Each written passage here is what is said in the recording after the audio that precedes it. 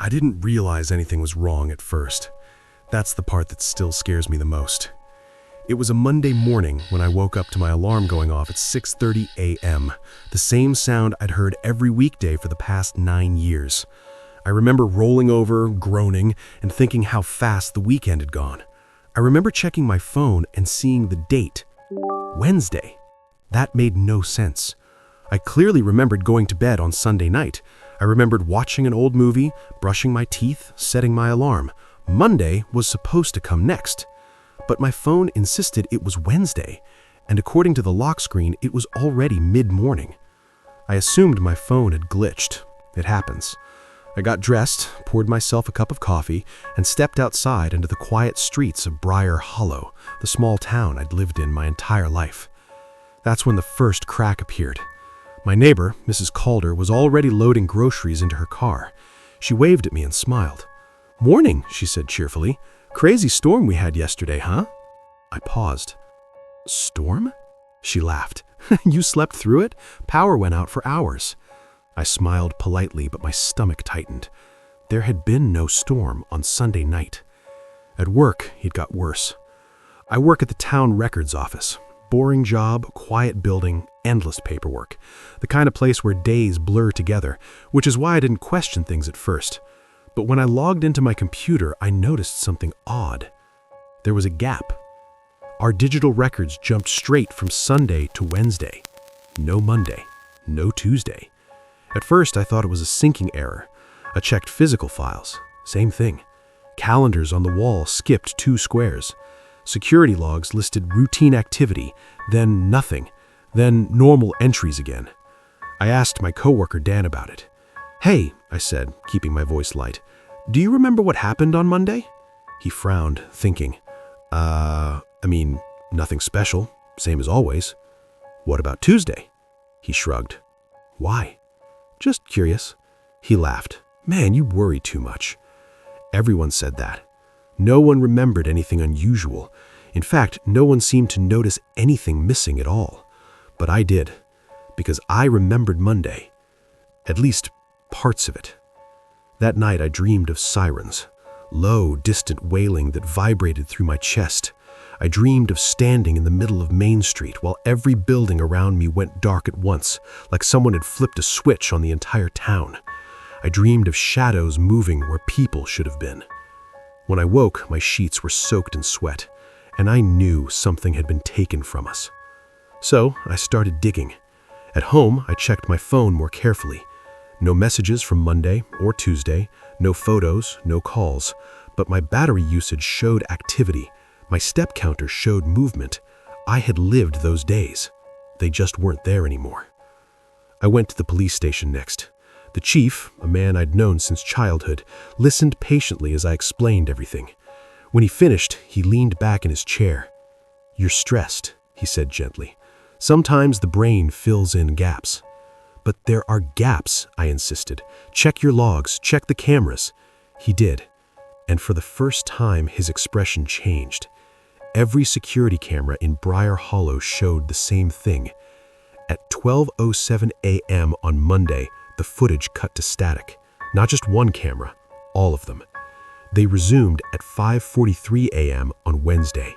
No damage, no tampering, just nothing. The chief cleared his throat and shut the file. "Equipment malfunction," he said, a little too quickly. That's when I realized something worse. He remembered. He just wasn't allowed to say it. That night I went to the town library. Old place, dusty archives. I figured if anything had slipped through the cracks, it would be there. In the basement, I found a locked cabinet labeled Incident Reports, Restricted. The lock was old. It broke easily. Inside were folders, dozens of them, all identical, all marked with different years, and all titled the same thing, The Missing Day.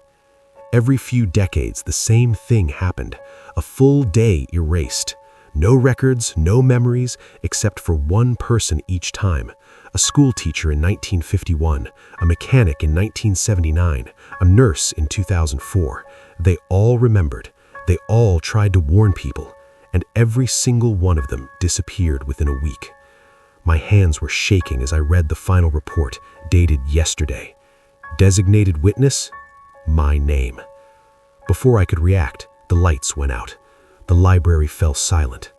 Then I heard it. Footsteps. Slow, measured, coming down the stairs. A voice spoke from the darkness.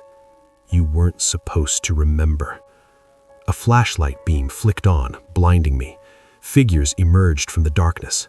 Town officials, police officers, people I'd trusted my entire life. Their faces were calm, sad, resigned. The chief stepped forward.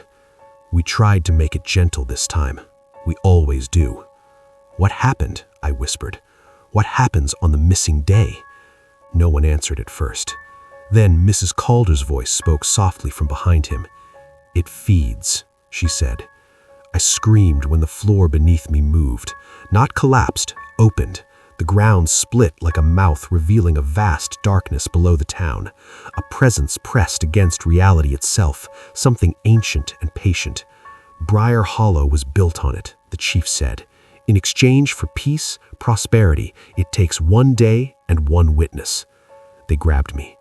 As they dragged me toward the opening, memories flooded back. Sirens, shadows, people standing frozen as time stopped.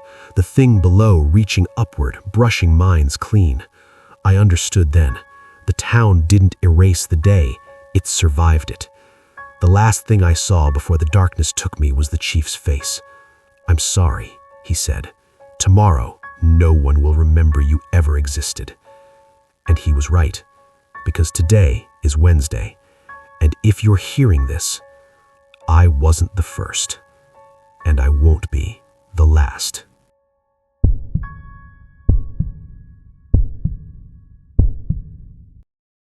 The first call came at 2:17 a.m. I know the exact time because insomnia had turned my phone into my enemy. I'd been staring at the ceiling, counting breaths, waiting for sleep that never came. When the phone vibrated on my nightstand, I nearly dropped it. The screen showed no caller ID. Normally, I'd ignore something like that, but when you're awake at that hour, your judgment gets soft. Curiosity wins. I answered. Hello? Static crackled, low and distant, like a radio between stations. Then a voice emerged, quiet, strained, as if speaking through water. Is this Mark? That was my name. My stomach tightened. Who is this? There was a pause. I could hear breathing on the other end, slow, labored. I think I dialed the wrong number, the voice said. I'm sorry. I didn't mean to wake you. The call ended. I sat there for a long moment, listening to the silence of my apartment. Something about the voice bothered me. Not fear, recognition, like I'd heard it before but couldn't place where. I checked my call log. There was no record of the call. The second call came the next night.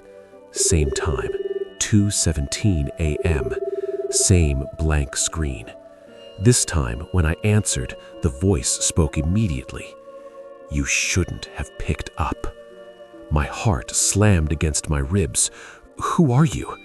You don't recognize me, it said. That's good. It means I still have time. Time for what? For the end. I sat up in bed. Listen, if this is some kind of prank, it's Tuesday where you are, the voice interrupted. You left the kitchen window open. The refrigerator hums too loud, and you keep your spare key under the third stair. My mouth went dry.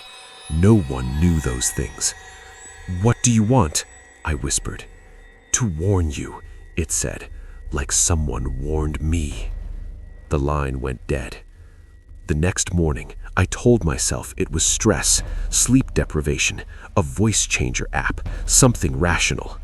I went to work, drank too much coffee, and tried not to think about the cold certainty in that voice. That afternoon, my coworker Jenna didn't show up. By evening, the news confirmed she'd been killed in a hit and run the night before. The time of death, 2:19 a.m. That night, the phone rang again, 2:17 a.m. This time, the voice was clearer, closer. "You see now," it said. "It started." "What has?" I demanded. "The list." "What list?" "The ones who are about to die." I laughed, a sharp, desperate sound. "You expect me to believe you can predict death?"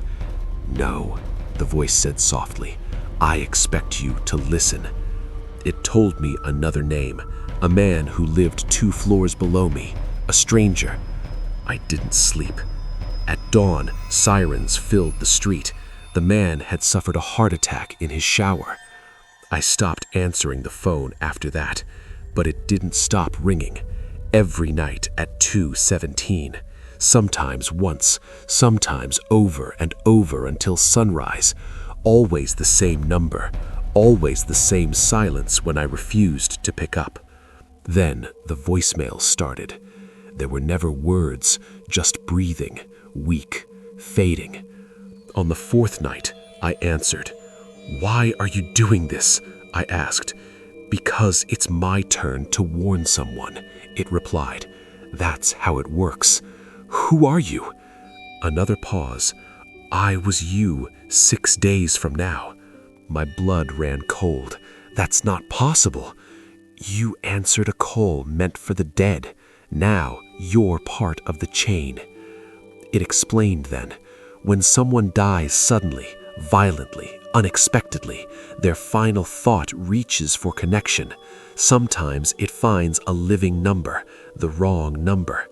The person who answers gets a choice: ignore the calls and die without knowing why, or listen and become the next voice.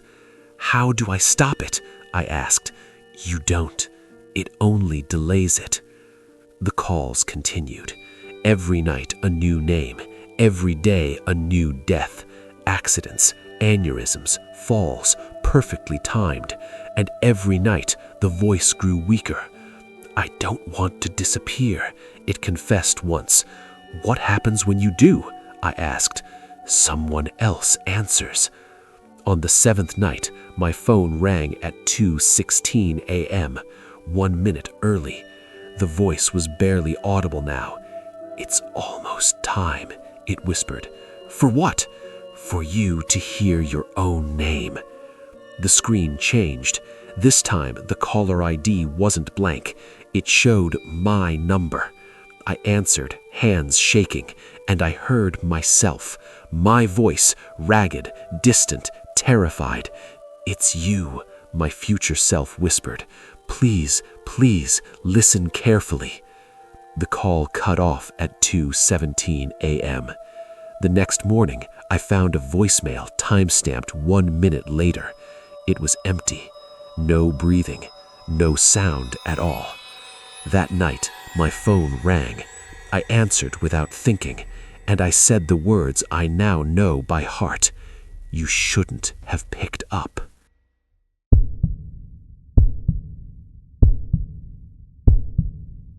The house was built in 1974. That's the first thing I checked, because when you discover a door that shouldn't exist, you start clinging to facts.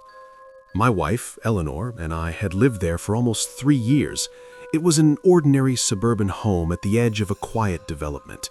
Beige siding, white porch railing, a place so unremarkable that nothing about it ever demanded attention, which is why the door didn't make sense.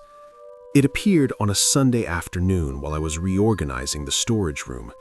The room sat between the garage and the laundry area, a narrow space we used for paint cans, old boxes, and forgotten furniture. I'd been in there dozens of times. I knew every wall, every corner. Or, at least, I thought I did. I was dragging a shelf away from the back wall when I noticed the outline. A thin rectangle, slightly darker than the surrounding paint, the faint impression of a frame. At first, I assumed it was a trick of the light. Old houses settle, paint fades unevenly, your eyes fill in shapes. Then my knuckles brushed metal. A doorknob. Cold. I stepped back, heart pounding, and stared at the wall. There was no door there yesterday. I called Eleanor in. She stared at it for a long time before speaking. Was this here before? No, I said immediately. She frowned. Maybe it was covered? With what? We don't even keep anything tall enough to block it. She didn't answer. We opened it together. The hinges groaned softly like they hadn't been used in years. Beyond the door was a narrow staircase descending into darkness. A basement. But our house didn't have one. The listing never mentioned it. The inspector never found it. The blueprints I pulled from city records showed nothing beneath the foundation. Yet there it was. The air rising from below smelled wrong. Not rotten, not moldy, just stale, like a room that had never known breath. We didn't go down that day. That night, the house made sounds it never had before. Soft thumps beneath the floor, gentle rhythmic creaks, almost like someone shifting their weight. Eleanor said it was the pipes. I said nothing. The next morning, I went to City Hall. The clerk pulled the original construction plans. Same result. No basement. Solid foundation. Are you sure you live at this address? She asked, confused. Yes, I said, very sure. That afternoon, I noticed something else. The door had moved. Not much, just enough that the edge no longer aligned with the scuff mark on the floor. It was settling, I told myself. That evening, Eleanor finally went down. I'm just going to look, she said, grabbing a flashlight. We can't pretend it's not there. I followed her. The stairs were concrete, narrow, and deeper than they should have been. The flashlight beam didn't reach the bottom. The basement itself was unfinished. Bare walls, no windows, no vents, no obvious purpose. But the longer I stood there, the more uncomfortable I became. The space felt crowded. Not physically, but like the air was thick with attention. Eleanor laughed nervously. It's just an old storm cellar or something. Then the light flickered. For a split second, I thought the walls moved. Not shifted, breathed. I blinked hard. The walls were still. We left. That night, I dreamed of rooms inside rooms, corridors folding inward, doors leading back to themselves. When I woke up, Eleanor was already awake. I heard whispering, she said. From where? She pointed down. The third night, objects started changing places. A chair we'd never brought downstairs appeared in the basement, then a broken mirror, then a child's shoe. None of it was ours. The fourth night, I woke to the sound of footsteps on the stairs. Slow, measured, descending. I stood at the top, heart hammering, staring into the dark. The door was open.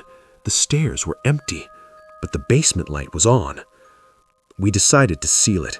The contractor thought we were joking until he saw it himself. That's not right, he said. This doesn't match the structure. How much to close it? I asked. He hesitated. You sure you want to? Yes. He boarded it up the next day. By nightfall, the boards were warped. By morning, they were splintered inward. Something had pushed from the other side. Eleanor stopped sleeping. She said she could feel the house shifting at night, like it was slowly being rearranged. She said the walls seemed closer, the ceilings lower. Then she said something worse. I don't think it's under the house, she whispered. What do you mean? I think the house is on it. The next time we went down, the basement was bigger. I know how insane that sounds, but the walls were farther apart, the ceiling higher. The room extended beyond where it physically could. There were marks on the floor now, scratches, drag lines, and handprints. Too many fingers.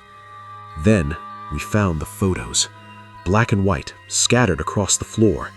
They showed the house, our house, decades ago. Different families, same basement door, same expressions of confusion, fear. Every photo had one thing in common. Someone was missing. Eleanor screamed when she saw the final image. It was recent. It showed us standing at the top of the stairs, watching. We ran. That night, the house locked us in. Doors wouldn't open, windows wouldn't break, the basement door stood wide open. Something was calling us, not with sound, but with familiarity. I understood then. The basement wasn't a place, it was a space between spaces. A pocket where unwanted rooms went, where mistakes in construction, forgotten dimensions, extra inches of reality were stored. And it was hungry. The house had been feeding it for years. Families moved in, one stayed too long, one got too curious, one went missing. Always one. Eleanor backed away from the stairs. "It wants us to choose," she said, tears streaming. "It only needs one." The floor shifted beneath us. The walls creaked inward. I grabbed her hand. "I won't let it take you." She looked at me with a calm that broke my heart. "It already has." She stepped backwards and vanished. Not falling, folding like paper slipping into a crease. The basement sealed itself. The house went still. City records say Eleanor moved away. Neighbors say we divorced. Blueprints show nothing beneath the house. But sometimes, at night, when I walk through the storage room, I feel a door behind the wall, and the space is still growing.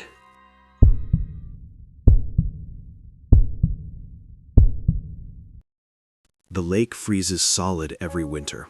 That's what the town tells visitors. That's what the locals believe. Because believing anything else would mean admitting something far worse. I moved to Greymark in late November, just before the first snow settled in. It was the kind of town that felt paused in time. One main road, one diner, one gas station that closed before sunset. The lake sat just beyond the tree line, wide and perfectly still, like a sheet of black glass waiting to be touched. On my first night there, the landlord mentioned it casually. "Don't walk on the lake after dark," he said, handing me the keys. I laughed. "Thin ice?" He shook his head. "No, just tradition." That should have been my first warning. The second came from the diner waitress. "You're here for the winter?" she asked, refilling my coffee. "Looks that way." She hesitated. "Then, if you hear footsteps on the ice at night, don't look." I smiled politely, assuming it was a local joke. She didn't smile back. Greymark had a population of just under 800. People knew each other's routines, who left for work at dawn, who drank too much on Fridays, who hadn't been the same since their husband drowned years ago. Which is what happened in early December unsettled everyone. A man named Elias Rowe didn't come home. Elias was 62, widowed, quiet. He took the same walk every evening just before sunset, down to the lake, along the shore, then back home. Never stepped onto the ice, never stayed long. That night he left as usual. He didn't return. By morning the town was searching. They found his boots neatly placed at the edge of the lake, his coat folded on top, his hat set carefully beside them. No footprints leading away, no sign of struggle. The ice was unbroken. No one believed him, because this wasn't the first time. At the library, I found old newspapers on microfilm, small articles buried in winter editions. Local woman missing, search called off. Teenager vanishes near frozen lake. No trace found. Always winter, always the lake, always one person. I asked a local named Margaret about it. She stared at the water for a long time before answering. "They walk out," she said quietly. "Who does?" "The ones who hear it." "Hear what?" She finally looked at me. The lake calling them by name. I pressed for details, but she shut down after that. People in Greymark didn't like explaining things. They preferred silence, preferred rituals that kept questions away. Like the lanterns. Every night at exactly 7 p.m., porch lights facing the lake turned off. Every single one. As if the town didn't want to watch. The first time I heard the footsteps, I thought it was my imagination. It was late, close to midnight. The wind had died down, and the world felt suspended. That's when I heard it. A slow, steady crunch. Ice under weight. I stood at my window, heart pounding, staring out across the frozen lake. Moonlight reflected off the frozen surface, perfect, smooth. And then I saw him, a figure, far out on the ice, walking calmly toward the center. No coat, no hesitation, just walking. I blinked. The figure was gone. The next morning, the town found another set of clothes at the shore. This time it was Lena Whitaker, 29, pregnant, newly married. No footprints, no cracks, no explanation. The sheriff quietly stopped investigating. The town stopped asking. And I started hearing my name. It wasn't a voice, not exactly. More like a memory surfacing uninvited. A pull. I'd wake up thinking about the lake, about how peaceful it looked, about how quiet everything became at night. I started walking towards it without realizing. Each time, I stopped myself. Barely. On the solstice, Margaret came to my door. "You're hearing it," she said flatly. "I don't know what you mean." "Yes, you do." She came inside, shivering despite the heat. "It doesn't take everyone," she said. "Just one, every winter.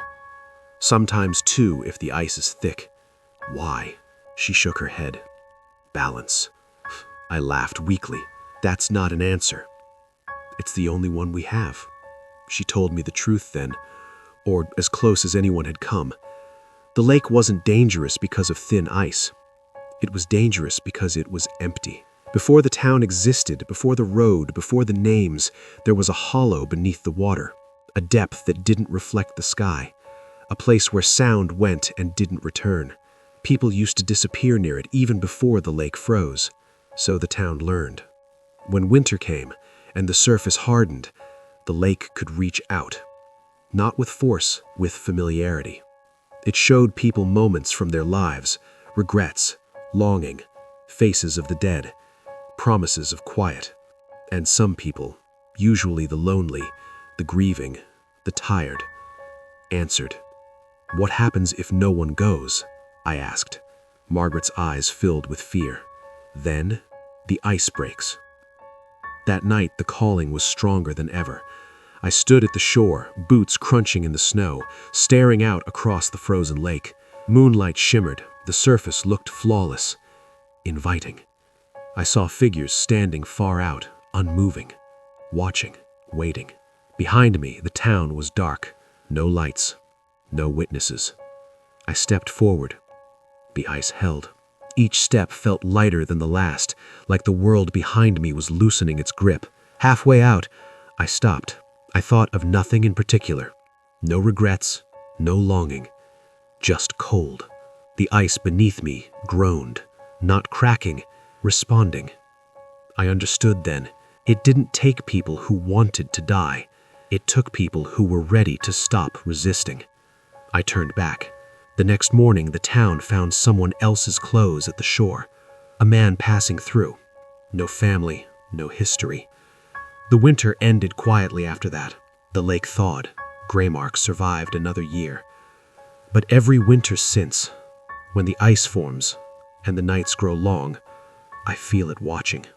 And I know one day, when I'm tired enough, I won't turn back.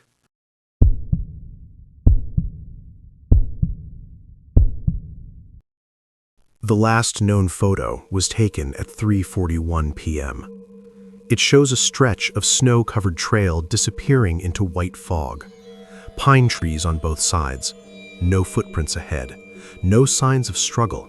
Just a clean, narrowing path fading into nothing. That photo is the reason I don't believe people simply get lost anymore. I was part of the Winter Search and Rescue Unit for almost 11 years. I knew cold. I knew panic. I knew how fast the wilderness could turn careless mistakes into deaths. But this case didn't behave like any disappearance I'd ever seen. His name was Caleb Morris, 36, experienced hiker, former military, excellent physical condition. He had logged over 200 winter trails across 3 states. He carried a GPS beacon, extra rations, thermal gear, satellite phone, everything we tell people to bring. He vanished anyway. The trail was called North Ridge Loop, 15 miles total, moderate difficulty, popular enough that it stayed marked year-round. No cliffs, no avalanche zones, no reason to vanish without a trace. Caleb signed the trail log at 10:02 a.m. Weather was stable, visibility decent, wind low. By 7 p.m., his wife called it in. By 9, we were out there. The first thing that bothered me was the silence. Snow absorbs sound, sure, but this was different. No birds, no wind through branches. Even our boots felt muted, like the forest didn't want to echo us. We found his footprints easily at first. Deep, confident, even spacing. No signs of fatigue. At mile 7, the prints slowed. Strides shortened, toes dragged slightly. At mile 8, he stopped. There was a clear impression where he'd stood for a long time. Snow compressed unevenly, as if he'd shifted his weight again and again. Looking, listening. That's where the footprints ended. Not scattered, not broken. They just stopped. No drag marks, no fall, no turnaround. One step forward, then nothing. We widened the search radius, checked trees, ravines, snowbanks. Nothing. His GPS beacon showed last contact at 3:40 p.m. Coordinates placed him directly on the trail, exactly where the footprints ended. That night, the temperature dropped to -18. By morning, the snow had settled smooth again, erasing even the last hint that he'd ever been there. That should have been the end of it. Exposure, body lost under snow, happens more often than people think. But then, the reports started coming in. 2 weeks later, a solo skier vanished on a trail 12 miles east. Same conditions, same experience level, same ending. Footprints, pause, nothing. I started pulling older cases. Over the past 30 years, there were dozens, all winter, all experienced outdoorsmen, all vanishing mid-trail. No bodies, no gear, no evidence. They all disappeared at roughly the same distance from the trailhead, between miles 7 and 9. Searchers called it the vanishing point, the place where people stopped being found. Officially, it didn't exist. Unofficially, everyone in rescue knew about it. I went back alone. That was my mistake. I wanted to feel it for myself, to understand what made trained, cautious people simply stop existing. The day was overcast but calm. I followed the trail exactly as Caleb had. Same pace, same gear weight, same route. At mile 7, the forest changed. Not visually, emotionally. The trees felt closer, the space between them narrower. The trail seemed longer than it should have been. My GPS showed I was moving. My body felt like I wasn't. At mile 8, I stopped, without realizing why. There was no sound, no wind, no breath. The world felt paused, like a held breath waiting to be released. That's when I noticed something wrong with my depth perception. The trail ahead didn't look farther. It looked closer, compressed, like the distance between me and the trees ahead was folding inward. I blinked hard. The feeling didn't go away. I took a step forward. My boot sunk deeper than expected. Not into snow, into something softer, looser. I pulled back. The trail behind me looked normal. The trail ahead looked incomplete, like an unfinished thought. I raised my radio. No signal. Not static, not interference. Nothing. I turned around, and for one horrifying second, the trail behind me wasn't there. Just forest, unbroken, unmarked, as if I'd never walked it. Panic hit fast and sharp. I forced myself to breathe, to focus, to trust muscle memory. I turned again. The trail reappeared. I didn't question it. I walked back, fast. When I reached the trailhead, my watch said I'd been there 9 hours. It felt like 2. I filed my report. They archived it quietly. 3 months later, another hiker vanished, then another, then a rescue volunteer. We stopped searching past mile 7. Officially, it was resource management. Unofficially, it was fear. Caleb's wife contacted me a year later. She said something strange. She said, "He keeps showing up on my phone." I said, "What do you mean?" She said, photos, taken from his GPS camera, places he shouldn't be. She forwarded one. It showed the trail, but distorted, trees bending inward, snow smeared like motion blur. Another showed footprints, leading nowhere. The final image was taken at 3:41 p.m. It showed the trail ahead, and something standing at the vanishing point. Not a person, not exactly. It looked like the absence of a person, a shape formed by missing detail, like the world hadn't finished rendering it yet. Behind it, more shapes, waiting. I stopped responding after that. Last winter, I went back again, not to investigate, to understand. I reached mile 8 and felt the pull immediately. The relief, the stillness, the sense that if I stepped forward, I wouldn't be cold anymore. I wouldn't be afraid. I wouldn't need to return. I understood then why they stopped struggling, why there were no signs of panic. The vanishing point isn't a place, it's a decision, a moment where the effort to exist outweighs the desire to continue. I turned back, barely. That night my phone buzzed, a new photo, taken from my GPS, timestamp 3:41 p.m. It showed the trail and fresh footprints, mine, ending exactly where Caleb's had. I don't go into the wilderness anymore, but sometimes when winter is quiet enough, I feel like part of me never came back. And maybe, one day, when I'm tired enough, the rest of me won't either.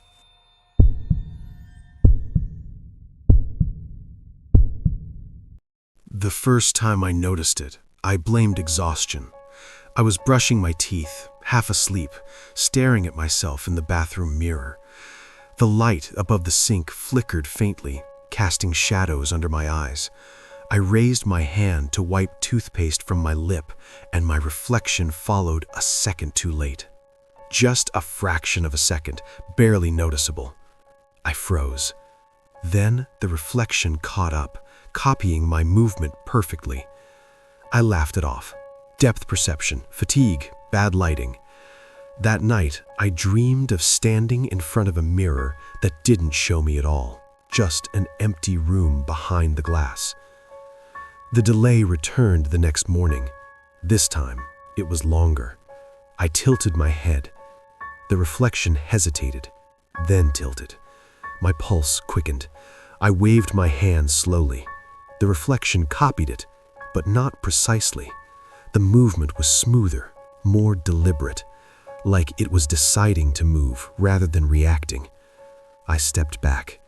The reflection stepped back too, but its eyes never left mine. I stopped using mirrors after that, or at least, I tried. You don't realize how many reflective surfaces exist until you start avoiding them. Windows at night, phone screens, the dark surface of a turned-off television. Everywhere I went, I felt watched. The third day, I caught my reflection smiling when I wasn't.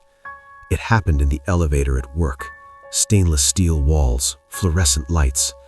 I stood rigid, staring straight ahead. Out of the corner of my eye, I saw it. A smile slowly spreading across my face. I wasn't smiling. The doors opened. I rushed out, heart hammering, refusing to look back. I told myself it was stress, derealization, some kind of dissociative episode. I booked an appointment with a therapist and avoided reflective surfaces as much as possible. The therapist asked me simple questions. Do you feel disconnected from your body? Do you ever feel like you're observing yourself from the outside? I wanted to say no. I couldn't. That night, I covered every mirror in my apartment with sheets. Bathroom, bedroom, hallway. I slept with the lights on. At 3:12 a.m., I woke to the sound of fabric rustling. Slow, careful. I sat up in bed, heart pounding, staring at the bathroom mirror across the hall. The sheet was moving, not falling, being pulled from behind. I held my breath. The sheet slid to the floor. The mirror was uncovered. and my reflection was standing there, closer to the glass than I was to it. It raised its hand. I didn't. I screamed and slammed the bathroom door shut. The next morning, the sheet was covered again. The sheet lay neatly folded on the counter. I didn't remember doing that. Things started going missing after that. Small things, keys, notes, food from the fridge. Then I found a note on my kitchen table. "You're falling behind." I didn't write it. The handwriting was mine. I stopped sleeping. Every reflective surface became hostile territory. I wore sunglasses indoors, covered my phone screen with tape, avoided windows after dark. Still, I could feel it, like pressure behind my eyes, like something leaning forward inside my skull. On the 5th day, I woke up with scratches on my arms. Shallow, precise, not painful. They spelled something. Let me out. I finally broke. I went to the bathroom, ripped the sheet off the mirror, and stood face to face with it. With me. The reflection smiled. "I was wondering when you'd stop hiding," it said. Its lips moved perfectly, but the voice came from behind my eyes. "What are you?" I whispered. "I'm the part of you that keeps up, the part that doesn't hesitate." "That's not how reflections work." It tilted its head. "That's not how you work either, not anymore." I noticed then that it looked healthier than me. Brighter eyes, straighter posture, no dark circles. It looked like the version of myself I used to be. "You're slowing down," it said. "You forget things, you doubt, you pause. That's being human. It's being inefficient." I stepped back. "You're not real." The reflection leaned closer to the glass. "I'm real enough to replace you." The lights flickered. For a moment, the mirror went dark. Then, I was standing on the other side. No, behind the glass. I could feel it instantly. The cold smoothness, the resistance when I pressed my palms forward. I screamed. No sound came out. The reflection, now wearing my body, watched calmly. "You'll get used to it. At first, the delay feels unbearable. Then it fades." I pounded on the glass. It didn't react. It turned away. Days passed. I don't know how many. Time is strange here. The world is flattened, distant, like watching life through thick water. I watch it live my life. Go to work, laugh with coworkers, answer messages I never replied to. It's better at being me than I ever was. Sometimes it stands in front of the mirror again, looks at me, smiles. "You're still here," it says occasionally. Good.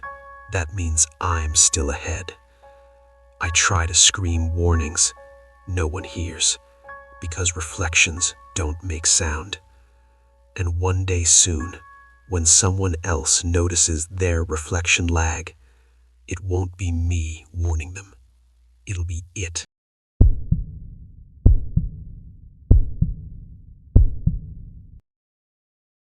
I'd been driving deliveries for nearly 8 years. Same company, same city, same late-night routes. I knew every dead end, every abandoned warehouse, every fake address people used to scam free food. This one didn't show up on GPS. No pin, no street view, just a line of text. Route 12, final stop. I radioed dispatch.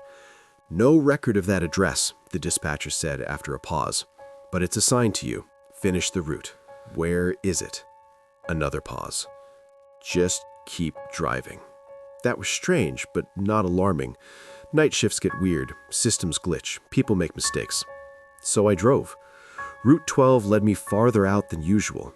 Streetlights thinned, buildings gave way to empty lots and dark tree lines. The road narrowed without warning, asphalt cracking into gravel. My phone lost signal. The radio went quiet. Then the road ended. Not at a barrier, not at a dead end. It simply stopped, like the city hadn't bothered to draw that part of itself. Ahead of me was a house, old, 2 stories, porch light on. It sat alone, surrounded by darkness that didn't feel like absence. It felt intentional. The address number was nailed to the door, the one from my order screen. I parked. The engine stalled the moment I cut the headlights. I grabbed the package and stepped out. The air was wrong. Too still. Too cold. Like the night was holding its breath. I walked up the porch steps. The boards didn't creak. I knocked. The door opened immediately. A man stood there, smiling. He looked familiar in the way strangers sometimes do, like you've passed them in a crowd 1,000 times without noticing. "You're late," he said calmly. "Traffic?" I replied automatically. He nodded, as if that explained everything. Inside, the house smelled faintly of dust and old paper. The lights were on, but they didn't cast shadows properly. Furniture sat against the walls like it had been arranged for an inspection that never happened. There were pictures on the walls, not photographs. Screenshots, security camera stills, phone photos, dash cam images, people walking alone at night, people waiting at bus stops, people driving delivery routes. I recognized some of them, faces from missing person flyers I'd seen taped to poles over the years. "Where's the recipient?" I asked, forcing my voice steady. The man took the package from my hands. "You are," he said. The door closed behind me. No sound. "No," I said. "I'm just the driver." "That's what they all say," he replied gently. He placed the package on a table already stacked with others, hundreds of them, all labeled, all unopened. Names I recognized, names I didn't, dates going back decades. "You're at the end of the route," he said. "Everyone ends up here eventually." I backed toward the door. It wasn't there anymore, just wall, smooth, unbroken. My heart started racing. Where am I? He considered the question. The place things arrive when they're done moving forward. "That doesn't make sense." "It will." He gestured toward a hallway. "Others are waiting." I refused. He didn't force me. Instead, he turned on a television. It showed a live feed from my delivery truck. The driver's seat was empty. The engine was cold. Snow was beginning to fall, dusting the windshield. Time was moving on without me. "You can't leave," he said. "The route doesn't go backward." I noticed then that the house felt bigger inside than it had outside. Hallways bent slightly. Doors led to rooms that felt unfinished, corners fading into shadow before reaching the floor. In one room, people sat quietly in chairs, not restrained, not asleep, just waiting. Some stared ahead. Others watched the walls like they expected them to speak. One woman noticed me. Her eyes widened. "You still have your face," she whispered. "What? You haven't faded yet." I touched my cheek. It felt solid. The man followed my gaze. "That comes later." "Why us?" I demanded. "Because you were between places, between stops, between moments. The world has gaps. Someone has to fill them." I tried the windows. They showed roads I'd driven before, but distorted. Too long, too straight. No intersections. No exits. "What happens if I don't stay?" I asked. He smiled sadly. "Then someone else will take your place. Someone always finishes the route." I felt something pulling at me, not physically, but conceptually, like my outline was being traced, slowly erased. I was becoming easier to overlook. I looked back at the people waiting. "How long have you been here?" A man answered without looking at me. "I arrived in 1998. Another voice. 2012. Another. Last week. Time didn't mean much here. I noticed something on the far wall. A door. Plain, unmarked. "What's that?" I asked. The man hesitated. "That's where the route continues." Hope surged through me. "I want to go there." He studied me for a long moment. "No one ever does," he said quietly. I do. He nodded slowly and stepped aside. The door opened onto a road, a familiar one, my route. Streetlights flickering back to life, buildings returning, sound rushing in like a held breath finally released. You'll forget this place, he warned, almost immediately. That's fine, but you'll feel it, he said, like a wrong turn you never corrected. I stepped through. The door closed. I was back in my truck, engine running, radio crackling, dispatch calling my name. Where'd you go? The dispatcher asked. You stopped responding. I hesitated. I made the delivery. There was a pause. Good, she said. You're clear. I finished my shift, went home, slept. Life continued, mostly. But sometimes, late at night, I'll be driving a familiar road when the streetlights thin out just a little too quickly. Sometimes my GPS hesitates before recalculating. Sometimes I pass a house that looks unfinished, like it's waiting to be remembered. And I know one night, when I'm tired enough, when I miss one turn, I'll see the message on my screen again. Route 12, final stop. And next time, I won't come back.